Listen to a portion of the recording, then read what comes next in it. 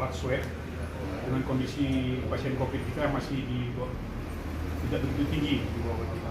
Jangan pula nanti ini setelah kita belum menjadi polemik di media sosial gitu Pak. Itu Pak dari saya. Sebetulnya itu kalau hasil rapid test itu apa? Apalagi dari sini ya. Saya bukan TNI, saya ini mohon maaf gitu. Nanti sambung lagi untuk dari sini. Kecuali dari sini itu hasilnya agak bagus. Maka yang betul itu hasilnya. Itu yang harus ada sebetulnya. Maka kami dimanapun kami teriakkan alat swab dibagikan per kabupaten. Jadi ini waktu rapat terakhir kepala rumah sakit itu dinyatakan dilarang kabupaten untuk membeli alat ini. Semua harus kepada Aceh. Kita pernah berpengalaman, Banda Aceh sendiri tertampung ini, lari ke Jakarta. Ada beberapa mungkin yang tidak diekspos. Dari hasil rapid dia reaktif. Kita swab, kirim, 5 hari belum hasil swab belum sampai ke sini meninggal. Atau belum sampai di Januari Biden meninggal. Jadi mereka dari kesehatan apalagi menyatakan ini positif atau sebaliknya negatif. Ini maka kami berpikiran harus ada alat itu di kita masing-masing. Karena 15 menit keluar hasilnya. Karena ke depan itu yang bukan rapid, habis swab. Itu baru berani kita menyatakan bahwa kita bebas dari. Kita ini pun tidak tahu kita apa kita tidak terapa. Ya. Bapak berapa umur Pak? Hah? Ya, 60 udah. Ini paling rentan kita. Itu maka tidak usah bikin corona di sini kita. Saya 64. Iya. Tapi kalau adik-adik kita ini ya, Iya. dia minum jus, berjemur sebentar tiap hari, olahraga, Iya. kita ya gitu. Ini maka langsung tadi saya suruh dari kesehatan juga di rumah sakit dirubah karena kita masing-masing kabupaten mendapat bantuan dari provinsi 10 miliar khusus untuk COVID. Iya. Ya, khusus untuk COVID.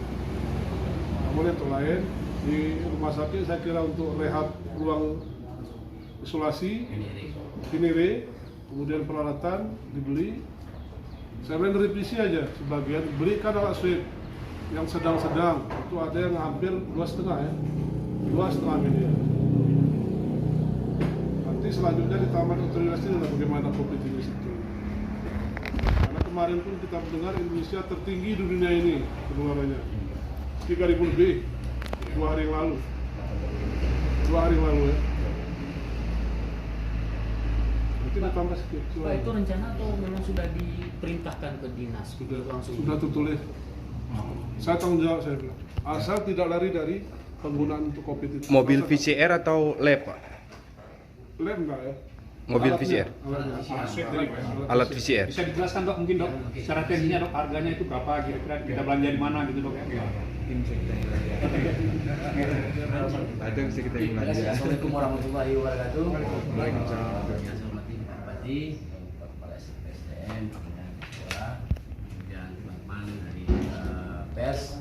Perlu kita sampaikan bahwa sampai dengan saat sekarang ini dan sudah masih stagnan jumlah kasus, di mana ODP kita masih 116, PDP 10 dan kasus konfirmasi tetap 23 orang dan 1 meninggal.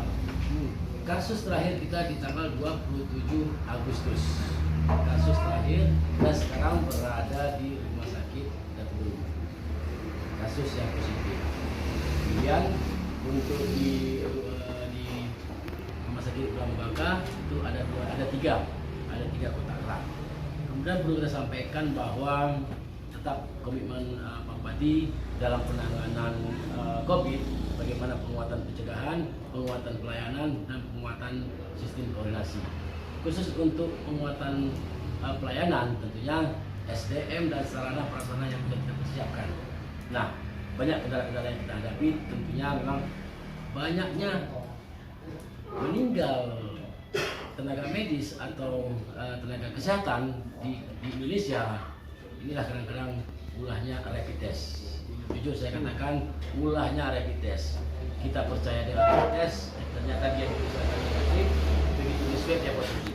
Babak belurnya. Makanya sekarang ini kasus kematian di dunia, Indonesia ranking pertama kematian untuk rakyatnya, kemudian ranking pertama juga untuk kematian tenaga kesehatannya. Lebih kurang sekarang ini sudah sekitar 100 lebih. Ya kan, untuk kita di Aceh baru 1 yang meninggal dokter. Kita di Aceh.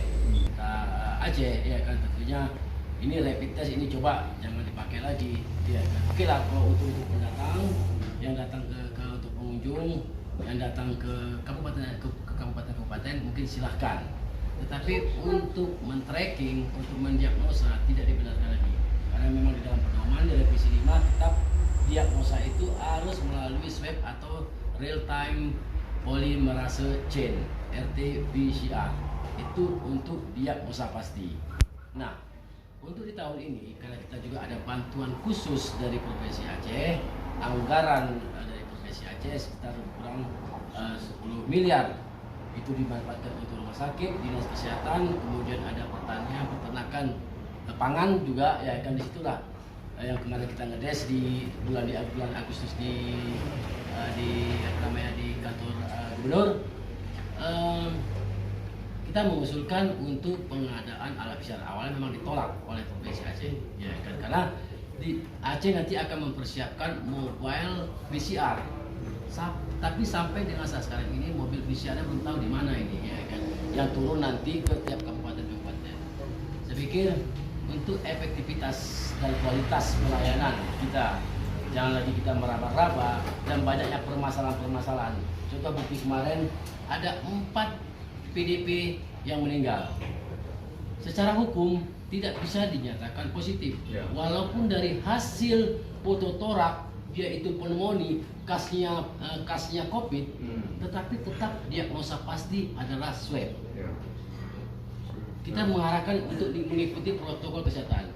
Ada yang mau mengerti dengan situasi saat ini, ada yang tidak mau. Kalau ini positif ini bagaimana?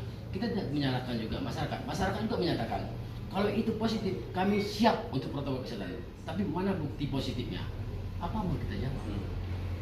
Nah, inilah ambil inisiatif kita menjumpai Pak Bupati dengan Direktur. Pengadaan PCR ini wajib kita lakukan. Minimal kita ini kan rumah sakit rujukan, rumah sakit regional, bisa dipakai juga untuk benar meriah gaya luas. Karena kita rujukan, artinya apa? Wajib. Ya, kan? 1 PCR di daerah 1 regional.